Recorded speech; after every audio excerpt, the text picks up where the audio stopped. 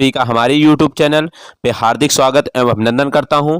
मैं उमेश कुमार राजपूत आज आप सभी के समक्ष सामाजिक अध्ययन की क्लास लेकर उपस्थित हूं, जिसमें फर्स्ट क्वेश्चन है। फर्स्ट वीडियो में हम आज लेके आए हैं ज्योग्राफी का कुछ सेशन है। ज्योग्राफी के सेशन में हम पहला क्वेश्चन है, भिलाई इस्पात कारखाना कहाँ स्थित है। क्या क्वेश्चन है? पहला क्वेश्चन है, भिलाई इस्पात कारखाना कहाँ स्थित है। इसका सही जवाब है छत्तीसगढ़। कहाँ स्थित है? छत्तीसगढ़। उसके बाद अगला क्वेश्चन है निम्नलिखित जलाशयों में से कौन सा रिहंद परियोजना से संबंधित है। निम्नलिखित जलाशयों से कौन सा रिहंद परियोजना से संबंधित है। यानी कि क्या बात कर रहा है कि कौन सी परियोजना कौन सा जलाशय रिहंद परियोजना, जो रिहंद परियोजना है ना, उससे कौन सा जलाशय संबंधित है। तो इसका सही जवाब है गोविंद बल्लभ पंत सागर। मतलब क्या सही जवाब है गोविंद बल्लभ पंत सागर एक ऐसा सागर है जो रिहंद परियोजना से संबंधित है।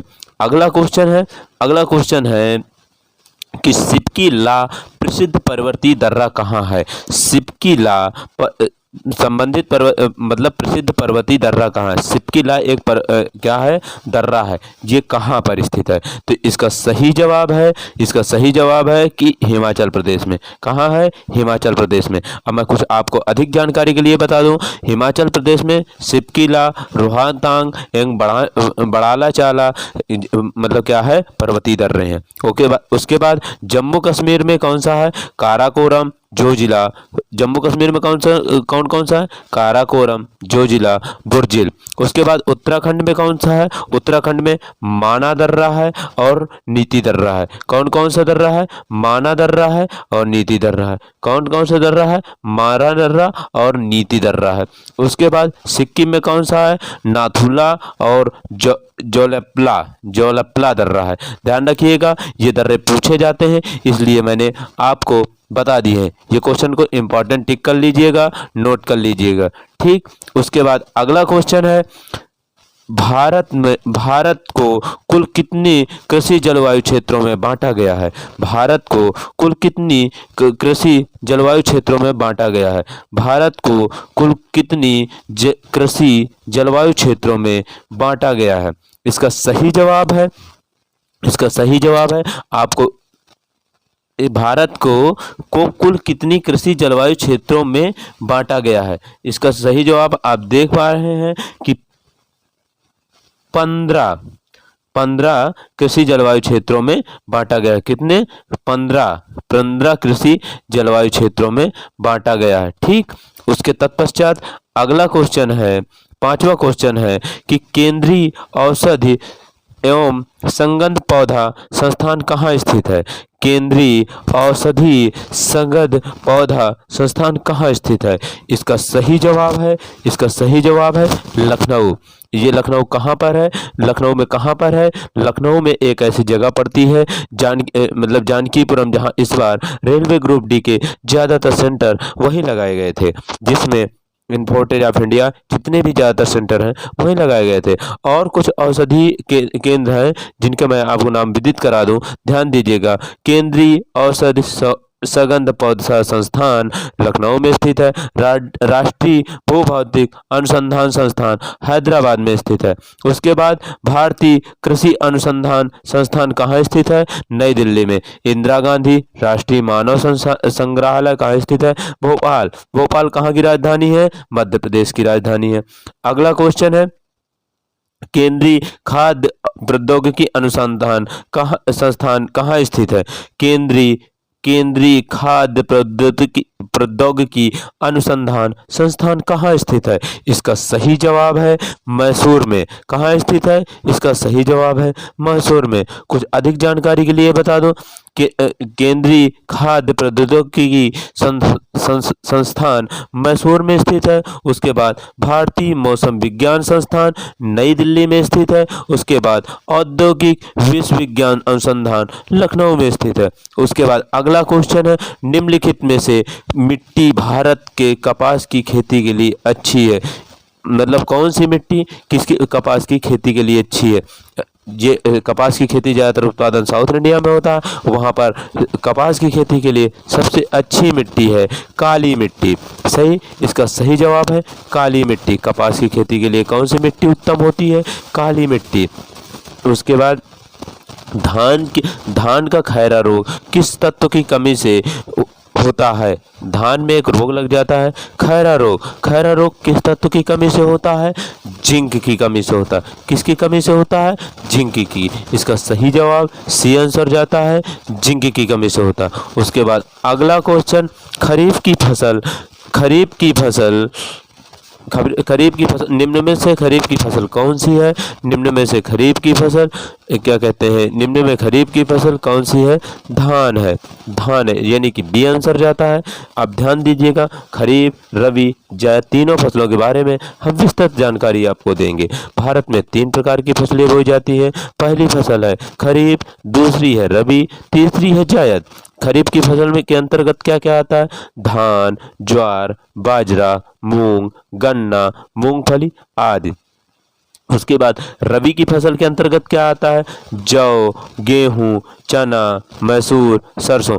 यानी कि जो गर्मी की फसल जो मतलब अप्रैल समथिंग में कटती है वो फसलें किस फसल के अंतर्गत आती हैं? रबी फसल के अंतर्गत आती हैं। और जो फसलें क्या कहते हैं सितंबर और अक्टूबर के माह में कटती हैं वो फसल खरीफ फसल के अंतर्गत आती है। अब आपको विदित करा दूं जायद फसलें क्या होती हैं। इसके अंतर्गत खरबूज, तरबूज, ककड़ी आदि रखा जाता है। यानी कि जो मतलब कच्ची खाई जाती हैं या पकने के बाद, जैसे खरबूजा हो गया, तरबूज हो गई, ककड़ी हो गई, ये आदि फसलें किसकी फसलें कही जाती हैं? जायद की फसलें।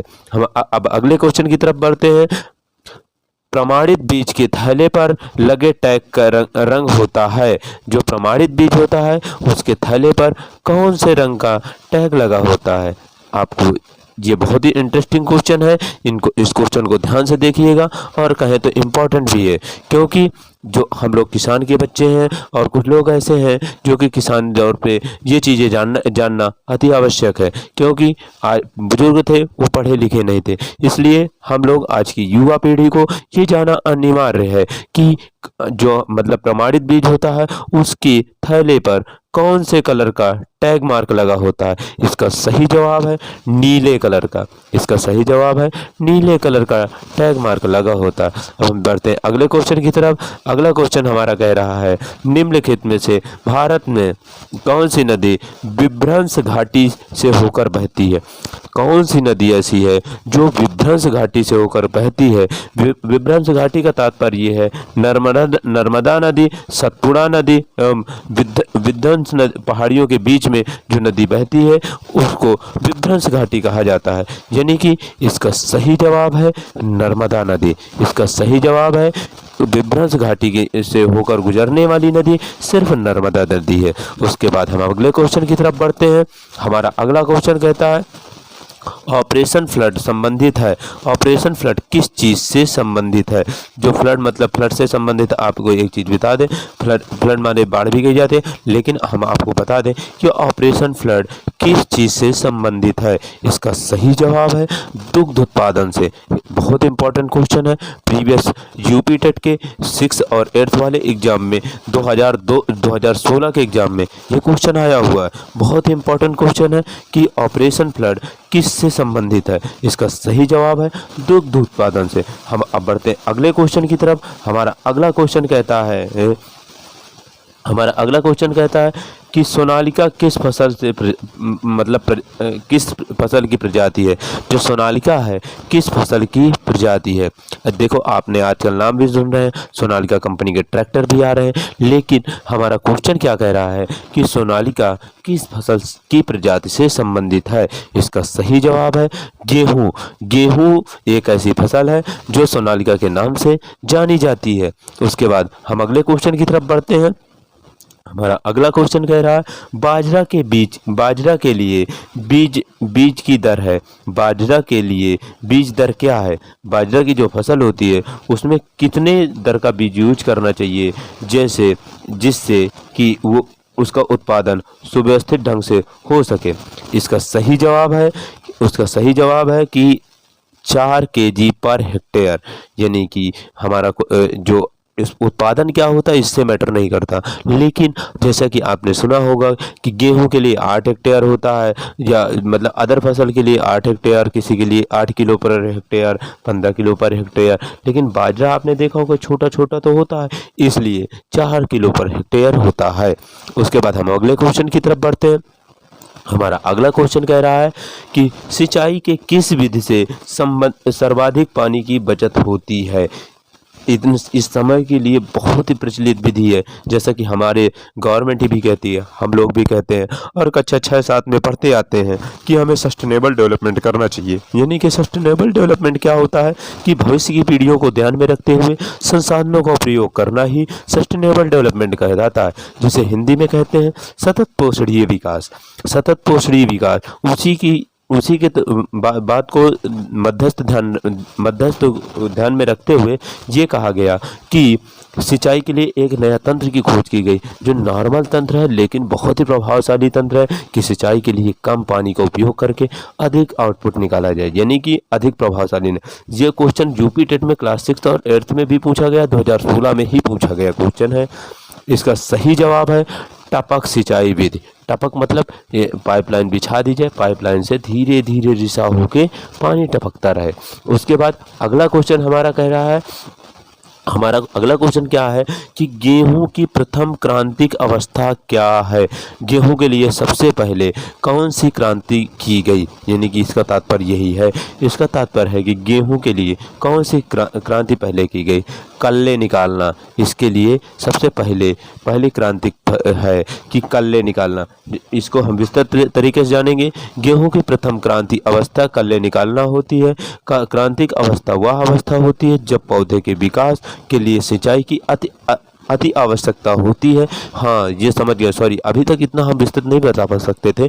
लेकिन कल्ले मतलब वो जो कोप नहीं आती जिससे कि मतलब फसल निकलती है। देखिए, एग्रीकल्चर वालों के लिए बहुत ही इंपॉर्टेंट ये सेशन है हमारा, इसलिए एग्रीकल्चर के जो भी बंधु हो कृपा करके हमारे यूट्यूब चैनल सब्सक्राइब कर लें, अजब गजब ज्ञान, जिसमें आपको हमारे द्वारा हम आपको सर्वस्त्र जानकारी मिलती रहेगी।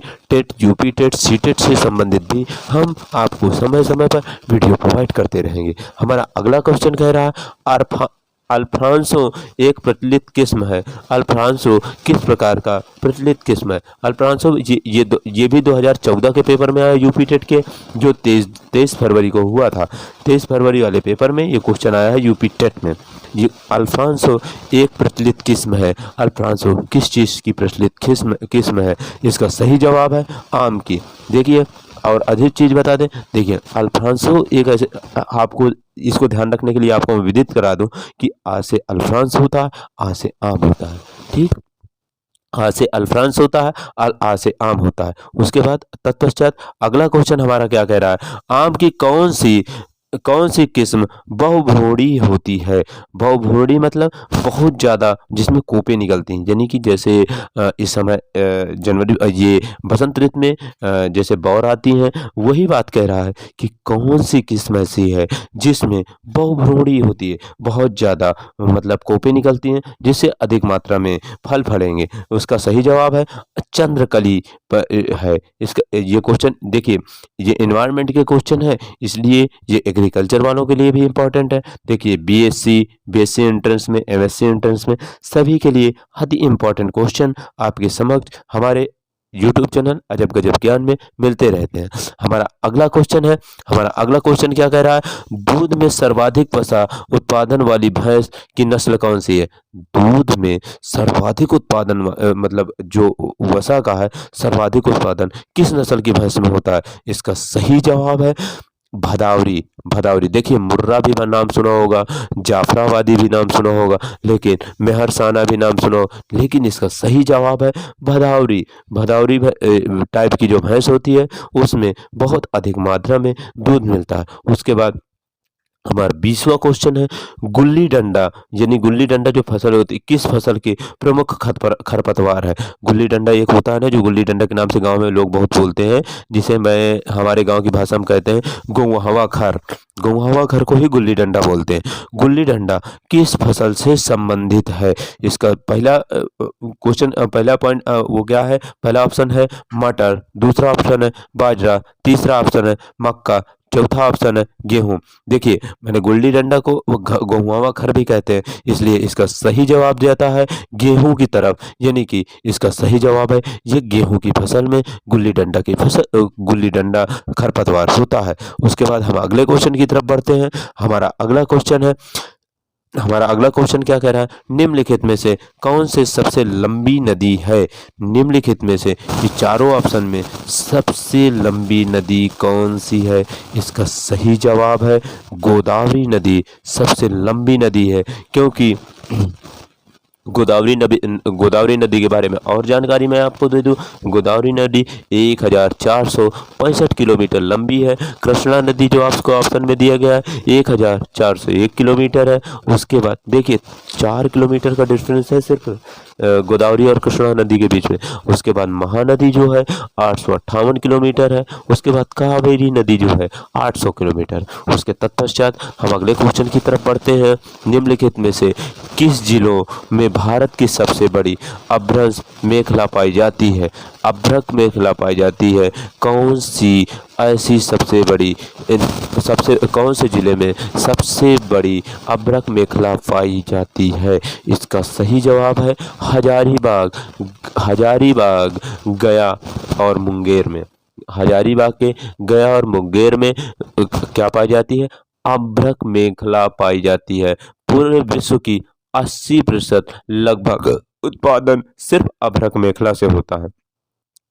अभ्रक में ये हजारीबाग गया और अभ्रक मेखला कहाँ स्थित है। देखिए हजारीबाग स्थित है झारखंड में, मुंगेर और गया स्थित है बिहार में। आपने देखा होगा कि एक गया नाम की ट्रेन भी चलती है। इसका सही याद करने का तरीका आपको याद करा दे कि पटना के आगे आप अगर कभी ये रूट से जाते हैं इलाहाबाद वाले रूट से, तो आपको एक चीज़ जानने को मिलेगा कि एक ट्रेन स्पेशल चलती है गया ट्रेन, जिससे आप जान जाएंगे कि गया कहाँ के लिए गया बिहार के लिए गया।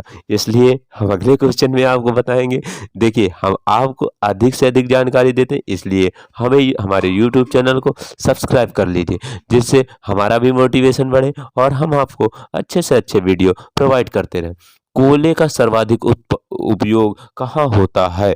कोयले का सर्वाधिक उपयोग कहाँ पर होता है। देखिए कोयला एक ज्वलनशील पदार्थ है जो कि मतलब कैसे बनता है हम आपको प्रीवियस वीडियो में बता चुके हैं, इसीलिए हम आपको इस वीडियो में बता रहे हैं कि कोयले का सर्वाधिक उपयोग कहाँ पर होता है। इसका सही जवाब है ऊर्जा उत्पादन में, यानी कि बिजली उत्पादन में। क्योंकि NTPC जो है national thermal power corporation company जो है कोयले का सर्वाधिक उपयोग करती है। उसके बाद हम अगले क्वेश्चन की तरफ बढ़ते हैं। अगला क्वेश्चन हमारा है कि बैलाडीला खदान जानी जाती है। बैलाडीला खदान किस लिए जानी जाती है। इसका सही जवाब है बैलाडीला खदान किस लिए जानी जाती है हम आपको बताएंगे। इसका सही जवाब है लौह अयस्क के लिए। बैलाडीला खदान किस लिए जानी जाती है, लौह अयस्क के लिए बैलाडीला खदान जानी जाती है। ध्यान रखिएगा ये यूपी टेट 2013 में आया हुआ क्वेश्चन है। कब आया है, 2013 में। इम्पॉर्टेंट क्वेश्चन है कि बैलाडीला खदान किस लिए जानी जाती है। उसके बाद हमारा अगला क्वेश्चन है निम्नलिखित में से किस राज्य की सीमा बांग्लादेश से नहीं मिलती।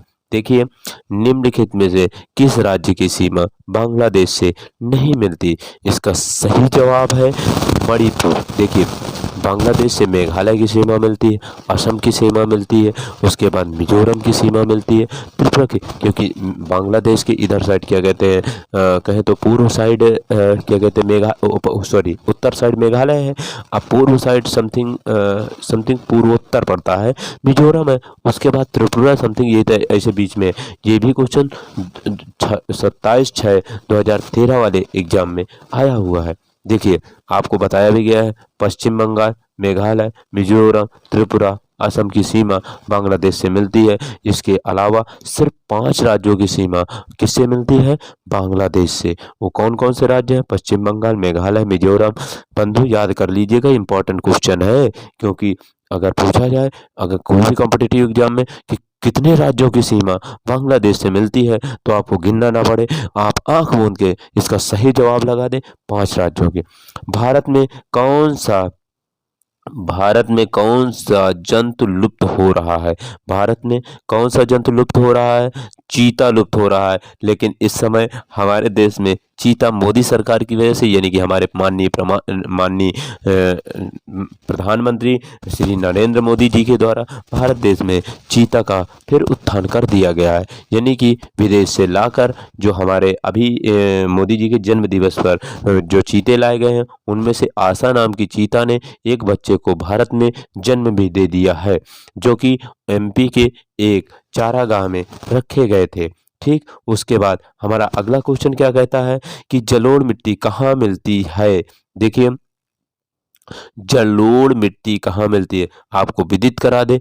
जलोढ़ मिट्टी एक ऐसी मिट्टी है जो कि उत्पादन की दृष्टि से सबसे अच्छी मिट्टी मानी जाती है। इसलिए हमारा क्वेश्चन क्या कहता है, जलोढ़ मिट्टी कहाँ मिलती है? इसका सही जवाब है गंगा यमुना के मैदान में।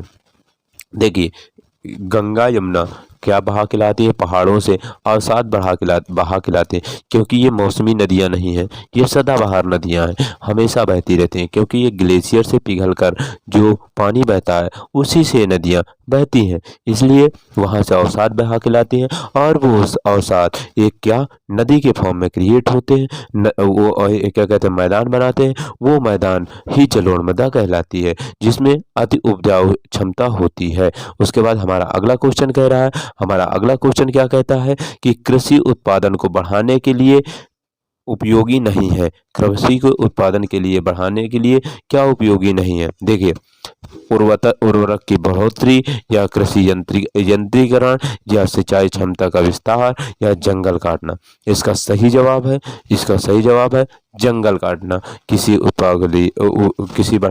उत्पादक बढ़ाने के लिए उपयोगी नहीं है, क्योंकि कृषि उत्पादक बढ़ाने के लिए निम्न उपाय अपनाए जाते हैं। ये कृषि का यंत्रीकरण, उर्वरक का उपयोग, सिंचाई की क्षमता का विस्तार, गुणवत्ता वाले बीजों का प्रयोग। उसके बाद हमारा 29वां क्वेश्चन है कि गत वर्षों में उत्तर भारत में बाढ़ की घटनाएं बढ़ने लगी हैं, क्योंकि बाढ़ की घटनाएं क्यों बढ़ने लगी हैं? इसका सही जवाब है नदी के तटीय भागों में वन का नष्ट होना। देखिए इसका सही मैं आपको विस्तृत तरीके से बता दूं। देखिए पेड़ कटेंगे, जो हमारी मिट्टी है उसका बहाव बढ़ेगा, और नदियां जो हैं वो अपना नदियों का बहाव झेल नहीं पाएगी मिट्टी, इसलिए बाढ़ जैसी समस्या उत्पन्न होगी। उसके बाद आज के सेशन का अंतिम एवं लास्ट क्वेश्चन ये है कि बिहू नृत्य भारत में किस राज्य में से संबंधित है? भारत के किस राज्य से बिहू नृत्य संबंधित है? इसका सही जवाब है असम। और मैं आपके अगले दिन के लिए एक क्वेश्चन बता के जाता हूं कि Ctrl+Alt दबाने से क्या मिलेगा। इसका जवाब कमेंट बॉक्स में आप दे दीजिएगा। मैं भी उत्साहित होऊंगा कि आप भी तैयारी में लगे हुए हैं, क्योंकि बहुत ही जल्द आपका टेट और टेट और सुपर टेट आने वाला है, क्योंकि हमारी उत्तर प्रदेश सरकार बहुत ही जल्द नोटिफिकेशन डालने वाली है। थैंक यू, आप सभी का हमारे यूट्यूब चैनल में स्वागत है, मैं अभिनंदन करते हैं। आप हमारा यूट्यूब चैनल सब्सक्राइब कर लीजिए, जिससे भविष्य में आने वाली वीडियो और क्लासेस का नोटिफिकेशन आपको समय पर मिलता रहे, जिससे आपकी सुव्यवस्थित ढंग से क्लासेस होती रहे। थैंक